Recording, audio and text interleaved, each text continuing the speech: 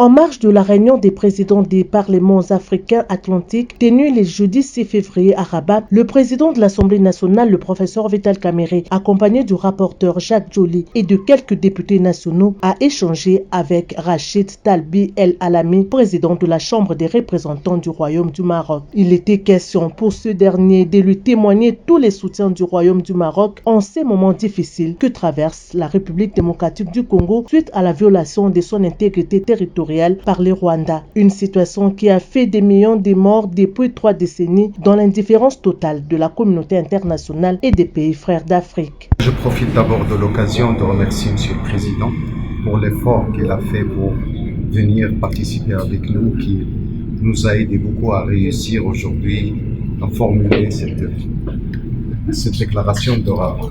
Alors, la déclaration de Rabat, M. le Président a mis la pression sur l'ensemble des délégations pour accepter un paragraphe qui apporte soutien à l'ensemble de la population, pas au peuple. Je préfère parler des personnes parce que là, ce qui se passe ne peut pas être accepté.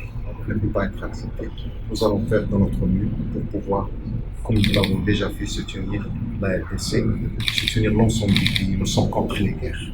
Il faut arrêter les guerres. Nous sommes au XXIe siècle. Le respect, la non-ingérence dans les affaires des autres pays. Nous sommes arrivés à un stade qu'on doit se respecter ensemble. C'est donc une victoire de plus dans la diplomatie parlementaire menée par le président Vital Kamerhe au Maroc après l'appel à la solidarité africaine lancé à tous ses collègues présidents des chambres des pays africains atlantiques. Un appel pris en compte dans la déclaration des Rabat. J'ai retenu aussi que c'est en échangeant des expériences entre Africains et en privilégiant des relations sud-sud que l'Afrique va aimer l'Afrique et l'Afrique va parler Afrique et l'humanité.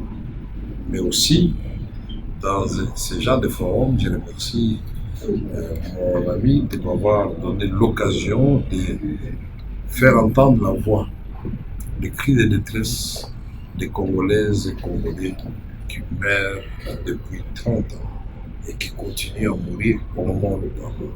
Et nous avons donc demandé à tout le président et toutes les délégations qui étaient là la solidarité, de la compassion et surtout de nous aider pour obtenir des sanctions. Il faut noter que le président de la Chambre des représentants marocains, Rachid Talbi El Alami, a annoncé sa disponibilité à venir en visite officielle très prochainement en République démocratique du Congo.